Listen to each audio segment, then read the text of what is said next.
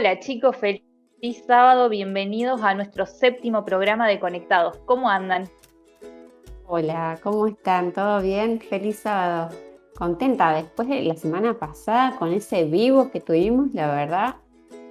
A mí me encantó, así que bueno, viendo otra vez a estos programas grabados, pero me gusta muchísimo compartir con ustedes.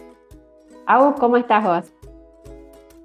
Más que bien, muy contento, la verdad que salió muy lindo el vivo, fue una experiencia para mí nueva, rara, pero nada, re contento de volver a verlas para tener este nuevo repaso.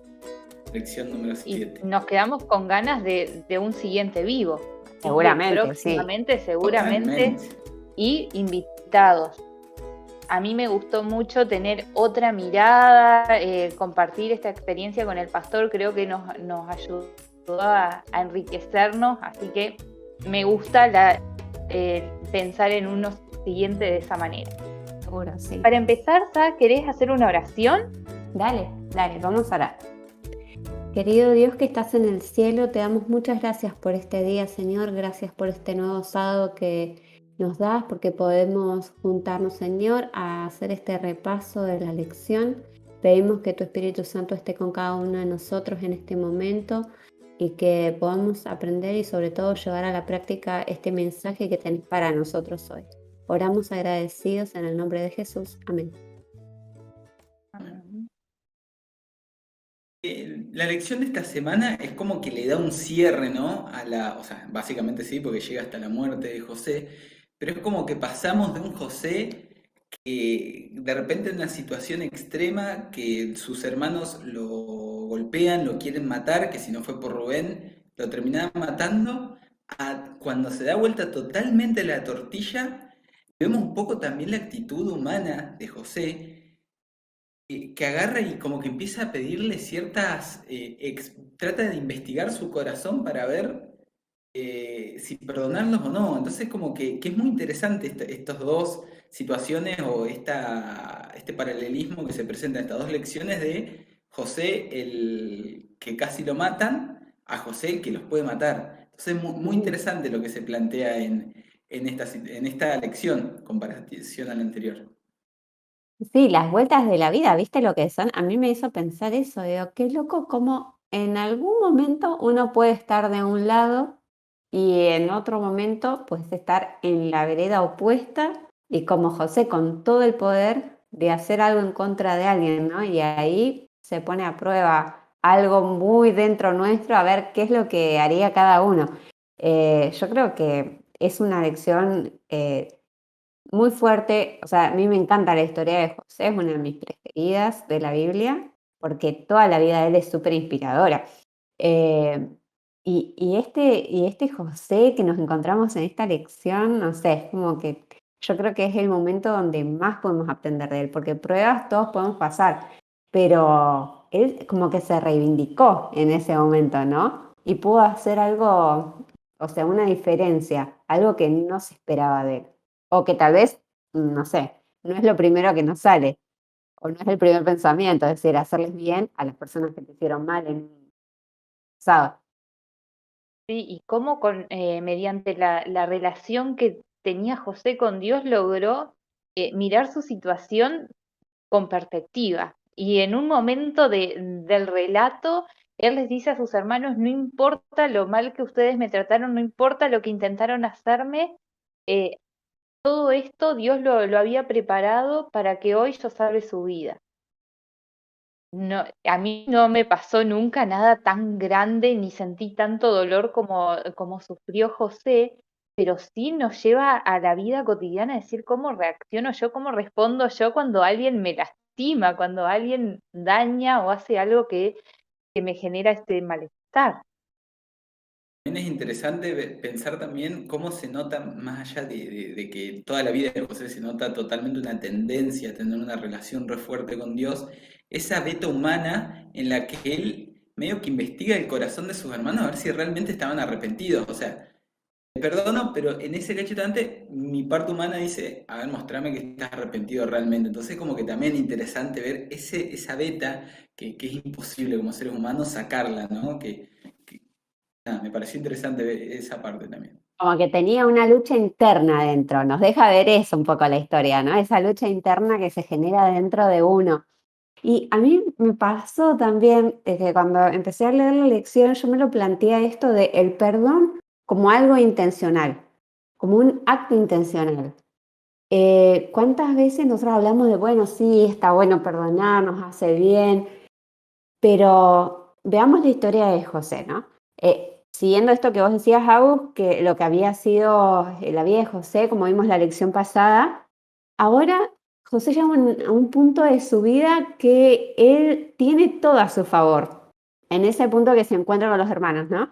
Tiene todo a su favor. Si nos ponemos a pensar, es como tenía su realización personal, porque ya había hecho su familia, él había podido avanzar, ¿no? Como vimos la semana pasada, llegó a tener su familia, tenía sus hijos, su realización profesional también pensaba, ¿no? Él era como el segundo en todo Egipto, un gobernador, era la segunda persona más importante del reino ese. Tenía riquezas, tenía un montón de riquezas, tenía poder sobre todo. O sea que, o sea, me hizo pensar esto, que él en los momentos, en esos años, si él hubiese continuado con esa sed de venganza, él podría haber ido a buscar antes, ¿no? Si quería como rastrear o mandar a algún, no sé, a alguien, un espía, no sé, alguien que vaya, que los ubique y matarlos a cada uno de ellos. Y no lo hizo. Él tenía el poder y no Y solo creo que eso, tenía las víctimas en ese preciso momento, como que le llegaron a él. No es que él los tuvo que salir a buscar. Ellos vinieron a él y se le pusieron como en una bandeja para que él, para estar a su disposición, digamos. ¿Qué ibas a decir, Ire? creo que José perdonó a sus hermanos mucho antes y eso le permitió también ir alcanzando todos estos objetivos y vivir una vida tranquila. Y Ujú. tal vez para los que no tuvieron la posibilidad de repasar la lección de esta semana, nos vamos a basar en la historia que se encuentra en Génesis, el capítulo 42 y el capítulo 45. Ahí vamos a estar comentando un poquito sobre la vida de José. Y este éxito que tenía José no se debía a la inteligencia ni al coeficiente intelectual que tenía, sino justamente a la relación tan cercana y profunda que tenía con Dios. Esto es lo que le dio éxito y lo que le permitió dar lo mejor de sí en cada una de las circunstancias difíciles que vivió en Egipto. Tengamos en cuenta que venía de ser el hijo favorito y pasó a ser esclavo, después estuvo preso y ahora lo encontramos en este lugar de poder, como describía Sashi recién, donde podría haber elegido buscar a sus hermanos, podría haber elegido la venganza, pero vemos un José que, que ya había perdonado a sus hermanos. Creo que esto que mencionas, Ire y Sashi, creo que va un poco de la mano, porque José no busca a sus hermanos apenas ascienda el poder, apenas empieza a tener poder, pero porque su relación con Dios, ya él había dejado que Dios tome su corazón. Entonces, cuando Dios toma tu corazón, todas esas cosas, vos las tenés que perdonar. O sea, si vos tenés una real relación con Dios, como que esas cosas las perdonás. Y se ve claramente cuando José se encuentra con sus hermanos y decide no masacrarlos, al toque más allá que estaban también sus otros hermanos de la misma madre. Creo que ahí se ve muy fuerte cómo José tenía un carácter entregado a Dios. Sí, y siguiendo esto que vos decís, Agus, hay un versículo hermoso en Salmos 37, 7 y 8 que dice, confía callado en el Señor, y otras versiones dicen, confía tranquilo en el Señor y espera en Él con paciencia. No te irrites a causa del que prospera en su camino, por el hombre que lleva a cabo sus intrigas, deja la ira y abandona el furor. No te irrites, solo harías lo malo. O también hay otras versiones que dicen como que esto solamente te va a llevar a algo malo, solamente te va a llevar al mal. Y me gustan estos versículos porque hacen referencia a que el perdón es entregarle, como decía House recién, es entregarle a Dios todo ese resentimiento, el dolor, todo nuestro deseo de venganza, que seguramente, como vos decías, José ya lo había hecho, Dios ya le había entregado todo eso, y esa es la única manera que tenemos de perdonar, porque si es por uno, o sea, nuestra naturaleza no nos va a llevar naturalmente a, ay, sí, voy a perdonar, me están tratando re mal, y sale de mí ese deseo. No, es algo con lo que uno muchas veces tiene que luchar, a veces días, meses, años, toda una vida. Hay personas que pasan por situaciones sumamente difíciles y les tarda toda una vida por perdonar, sobre todo en una cuestión familiar, porque a veces sabemos que mientras más cercano es la persona que nos hace daño, la herida es más grande y cuesta muchísimo más también ese perdón. Entonces es algo que desde nosotros no sale naturalmente, que sí o sí tenemos que pedírselo a Dios y entregárselo, como dicen estos versículos. Esperar en Él, y como venimos estudiando en las lecciones, ¿no? Esto de descansar en Dios, llevado al perdón, apunta un poco a esto, ¿no? A poder entregarle todas estas cosas que nos hacen sentir mal en las manos de Dios y confiar que, bueno, a su debido tiempo, así como pasó con José, va a poner las cosas en su lugar, ¿no? Por un plan más grande y mayor a nuestra vida. Si bien sabemos que el perdón tiene muchos beneficios para nuestro bienestar, por algo el título de la lección es El descanso, las relaciones y la salud, y asociamos el perdón con la salud, me puse a investigar un poquito de la psicología del perdón y paradójicamente el perdón es algo que se ha estudiado muy poco, o recién a partir de los años 80 se empieza a estudiar desde el lado de la psicología, por lo menos. Hay algunos estudios del año, de 1930, pero muy poquitos. Siempre se lo estudió más que nada desde la filosofía y desde la religión. Sin embargo, cuando hablamos todos los días, nos pasa de que alguien nos lastima o que nosotros herimos a alguien con nuestras palabras. Bueno, ¿qué significa perdonar? Sí, podemos perdonar cuando estamos conectados con Dios. La historia de José es un claro ejemplo de eso, pero el perdonar es una actitud subjetiva, es una decisión subjetiva y es intencional. No es que de repente yo me olvido de lo que sucedió. No, tengo que tomar la decisión de cambiar mi actitud frente al agresor. Pero para perdonar tiene que haber un reconocimiento de que alguien me lastimó. Y hay una definición de perdón que dice que es la voluntad subjetiva de abandonar resentimiento, juicios negativos e indiferencia hacia quienes nos han injuriado y poder desarrollar sentimientos de compasión y generosidad hacia quienes nos lastimaron. Es difícil desarrollar estos sentimientos de generosidad y de compasión hacia quienes nos lastiman. Una de las cosas que ayuda a que perdonemos, que alguien nos pida perdón. No sé si alguna vez ustedes estuvieron en la situación de tener que pedir perdón. ¿Cómo es esa situación? Es medio difícil. Cuando recibimos estas disculpas de otra persona, esto facilita la posibilidad de perdonar, de que el otro nos perdone. Y también, como decías allí, muchas veces recibimos heridas de nuestro círculo más cercano y son heridas que nos lastiman. Pero también cuando la herida viene de alguien cercano, tendemos a ser más perdonadores con estas personas. También vamos perdonando a medida que nos hacemos más grandes, que tiene que ver también con cómo vamos desarrollando esta capacidad para perdonar. Hay ciertas etapas. Perdonar no es fácil y perdonar también implica un crecimiento que depende de mi relación con Dios, pero también requiere madurez emocional. Y hay un autor, que se llama Colbert, que él habla de etapas en el desarrollo moral. Y ahí otro autor se suma a estas etapas de Colbert, que es el modelo de Enright, que dice que hay como 3 etapas dentro de esto del poder perdonar. Y en las etapas tempranas, cuando vamos desarrollando esta capacidad de perdonar, perdonamos solamente cuando el otro, el que nos hizo daño, recibe algún tipo de castigo o venganza. Eso me parece que no es tanto perdón, pero bueno, por eso está dentro de estas etapas tempranas. Después en las etapas Nuestro eso, intermedias, ¿eh? Es muy nuestro de cuando al otro le pasó algo, ahora capaz te perdono. Típico. Te sentís como un poquito más claro, aliviado, ¿viste? Bueno, no se la llevó Claro, de cuando lo veo arriba. sufrir al otro. Claro, Ujú.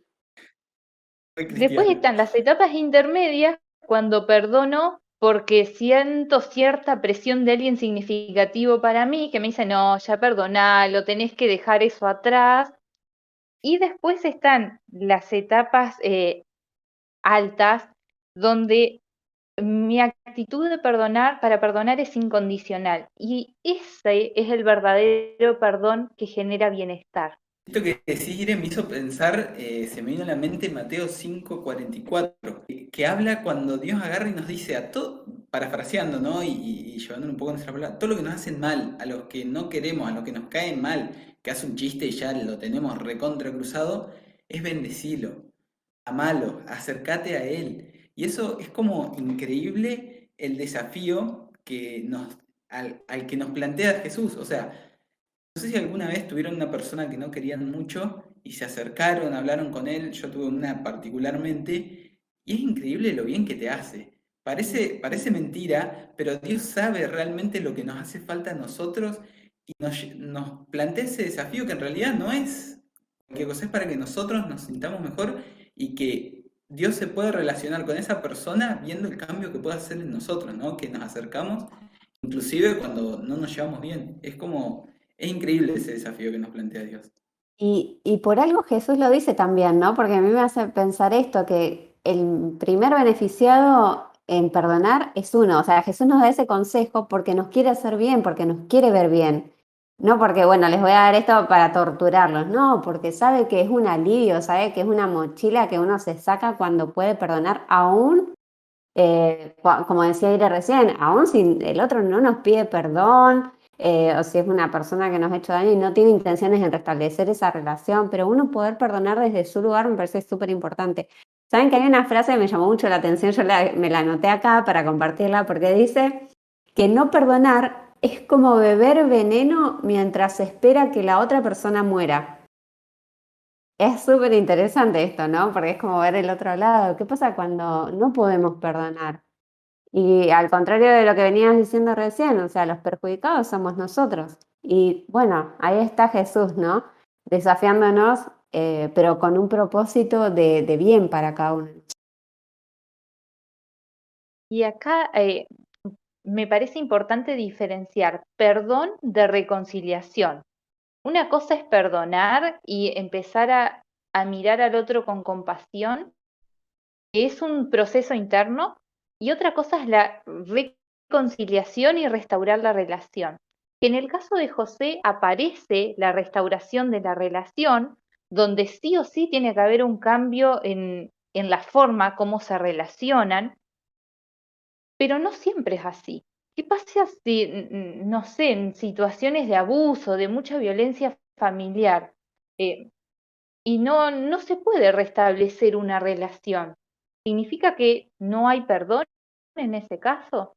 ¿O que Jesús cuando nos dice perdonen a los que los maldicen, a los que los persiguen, nos está diciendo que tenemos que tolerar este tipo de situaciones o de abusos?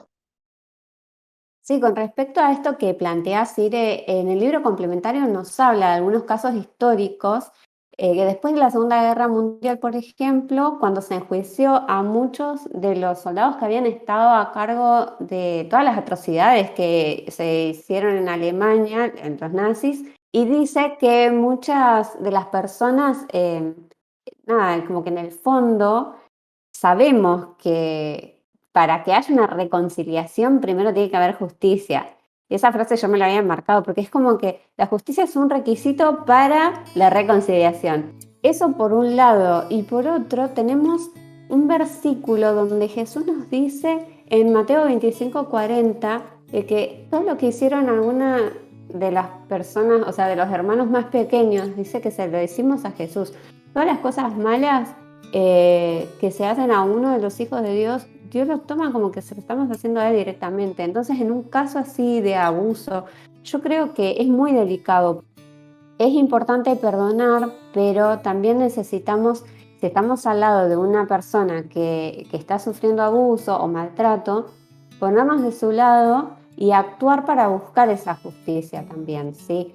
Yo creo que si Dios no pasa por alto las cosas que le pasan a sus hijos, eh, ya sean situaciones de abuso, de lo que sea, en la familia o fuera de la familia, nosotros tampoco tendríamos que pasarlas por alto o minimizarlas. Es importante, creo, acompañar y tratar de buscar esa justicia porque es necesaria también. Creo que inclusive es hasta bíblico, si analizamos un poco cuando la relación original que tenía Dios con nosotros era cara a cara. Vino el pecado, se rompió esa relación, si bien seguimos teniendo una relación con Dios, tuvo que venir Jesús a morir por nosotros y que nosotros seamos justificados. O sea, hasta en ese punto se necesita justicia. Y recién cuando Él venga se va a terminar de cerrar ese ciclo y vamos a volver a esa relación, pero hubo una justicia de por medio que fue Jesús muriendo por nosotros para que seamos justificados. Sí, totalmente. Entonces, para que quede bien clara esta idea, perdonar no significa dejar de buscar justicia, sino que es esta actitud de mirar con compasión que es la que nos genera bienestar. Y por otro lado, en esto de perdonar y ser perdonados, ya por ahí volviendo a esas situaciones cotidianas que hablábamos antes, asumir la responsabilidad que tengo en estas relaciones, en estas veces que digo palabras que lastiman o que hago cosas que lastiman a otro. Y hay una cita que dice, para reconciliarnos con Dios debemos confesar el daño causado y reconocer el pecado. Que el otro nos haya causado un perjuicio aún más grande no disminuye nuestra responsabilidad. Y creo que eso lo podemos lograr solamente cuando vemos ese sacrificio que Jesús hizo por nosotros, que pagó nuestros pecados en la cruz y que vivimos por gracia.